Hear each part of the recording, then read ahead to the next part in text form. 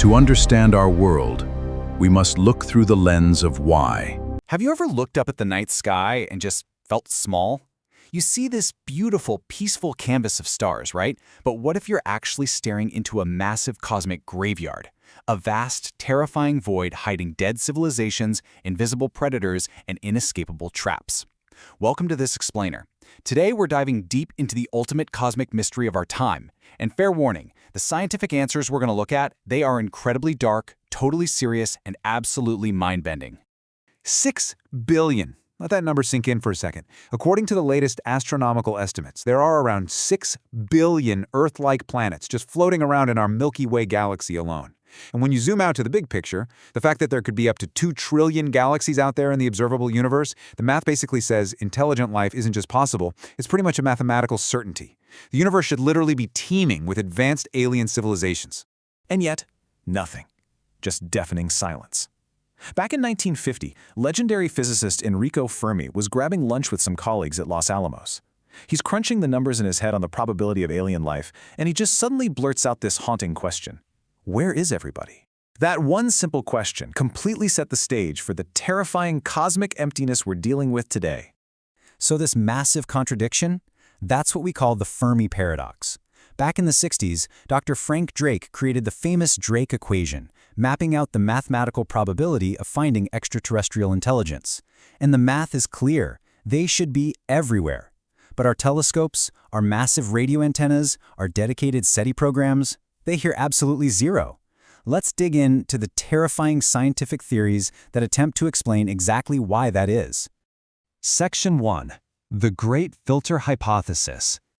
This first theory is incredibly chilling. It suggests there's a catastrophic barrier to development that makes detectable alien life insanely rare. Think of the evolution of a civilization as a series of steps. Oxford philosopher Nick Bostrom calls this a probability barrier. Under this scenario, life might actually emerge pretty easily. But right as a species hits step 8, creating advanced interstellar technology, they slam into the barrier. The terrifying implication here? Intelligent species might basically doom themselves to extinction at the exact moment they try to become an interstellar civilization. And here's the worst part. The filter might not be some cosmic accident. It could be entirely self-inflicted. Take a look at this vulnerability model from researchers over at Cambridge University. You can see all these branches of critical systems, from the socio-technological side to biogeochemical and ecological systems. Whether we're talking about nuclear warfare, runaway climate change, or totally unhinged weaponized AI, this map lays out exactly how a global population could trigger its own mass extinction. Basically, we might literally be building our very own great filter right now. But hold on, what if they aren't dead? Section 2. The dark forest theory. Okay, this is where the tension really ramps up. This theory introduces a psychological, game theory explanation for the Great Silence. Now, for years, optimists loved the zoo hypothesis. That's the idea that aliens are just benignly keeping their distance, letting us evolve in peace, like we're some kind of cosmic nature reserve. But there's a competing idea that shows a way darker reality, the dark forest hypothesis. This proposes that any advanced, spacefaring civilization automatically views any other intelligent life as a lethal threat. They hide because broadcasting their location means instant, preemptive annihilation by someone bigger and scarier. The incredible sci-fi author Liu Cixin perfectly captured this dread in his 2008 novel. He described the universe as, quote, a dark forest filled with armed hunters stalking through the trees like ghosts. Think about that. In this universe, every civilization is a hunter with a loaded gun. If they stumble across another life form, whether it's an angel, a demon, an infant, or an old man, they only have one choice. Open fire and eliminate them immediately. Survival out there dictates absolute extreme paranoia. To really grasp the cold, harsh logic here, we gotta look at Liu's axioms of cosmic sociology. Axiom 1. Survival is the absolute primary need of any civilization. Axiom 2. Civilizations continuously expand over time. And Axiom 3, the total matter and resources in the universe remain constant. So if resources are finite, and literally everyone needs to survive and expand, making contact isn't some great opportunity for trade and friendship, it is a death sentence. Preemptive destruction becomes terrifyingly rational. Now, if paranoid biological hunters sound bad, just wait. Section 3. Attack of the Berserkers. What if the universe isn't being policed by organic aliens who are just scared and trying to survive? What if it's crawling with relentless, immortal machines? This is the Berserker hypothesis. A Berserker probe is a lethal, self-replicating machine, a concept originally thought up by John von Neumann and made famous in sci-fi by Fred Saberhagen. Just picture an ancient, super-paranoid civilization that unleashes a massive swarm of robotic probes with one single hard-coded mission: seek out and destroy all organic life. Because these things can mine dead planets to build more of themselves, they exponentially fill the galaxy. They are actively sterilizing the cosmos, forcefully creating the great silence we hear today. As astrophysicist David Brin pointed out back in 1983, you could have 10,000 perfectly sane, peaceful alien races, but it literally only takes one xenophobic, paranoid civilization to completely ruin it for everyone else. They can just program these robot emissaries to home in on any unrecognized source of modulated electromagnetic radiation.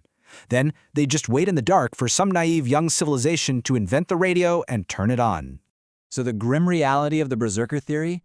Civilizations aren't actually missing at all. They are exterminated shortly after discovering radio. The exact moment they broadcast their existence to the stars, the deadly probes show up. It perfectly solves the Fermi Paradox without even having to tweak the math of the Drake equation. The civilizations totally existed. They were just wiped off the map immediately. Moving on to Section 4, the aestivation hypothesis. 10 to the power of 30. Okay, this is a seriously mind-bending thermodynamics-based theory.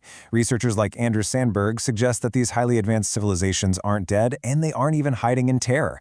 Instead, their absolute primary goal is to maximize computation. And since computation is a physical process, it generates heat, right? Which means it is insanely more efficient in a colder environment. By literally just waiting for the universe to expand and cool down into a future cosmic era, an advanced civilization can achieve a staggering 10 to the 30th power multiplier on their processing efficiency. The logic driving this is known as physical eschatology. Basically, these civilizations matured super early in the universe's history. They conquered vast volumes of space, and then they literally just went to sleep. They are estivating, which is essentially hibernating through the hot, early universe, just biding their time for the extreme, deep freeze of the far future. This means they're effectively completely stealthy to us. We don't see them because they aren't burning energy right now. They're just patiently running out the clock, sleeping quietly beneath the stars. Section 5. Is humanity doomed? We've talked about great filters, planet-killing machines, and ancient sleeping gods, but let's bring all this cosmic dread right back down to Earth. Look at this Cambridge risk framework again. This isn't just some theoretical space cosmology. This is a scientifically mapped reality of our vulnerabilities right now.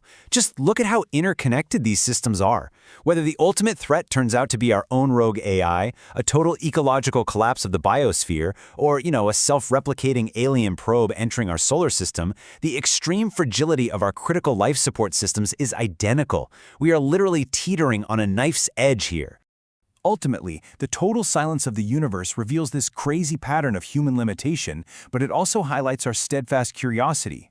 Even with massive, ambitious programs like SETI coming up entirely empty year after year, we are driven to keep looking. We just have to know. We are desperate to figure out if we are a miraculous, incredibly rare anomaly that has beaten all the odds, or if we're just a naive, incredibly noisy species waiting to become the universe's next victim. So here is the ultimate question I want to leave you with. If there is a great filter out there that wipes out intelligent life, is it already behind us? Did we somehow pass the absolute hardest test in biological evolution? Or, terrifyingly, is the great filter still waiting for us in our near future? As our technology advances exponentially every single day, are we rushing headfirst into the exact same trap that left the rest of the galaxy so cold, dark, and utterly silent? Thanks for watching this explainer. Keep your eyes on the skies and stay curious. Why settle for shallow facts? Join the intellectual rebellion. Subscribe to Y Lens now.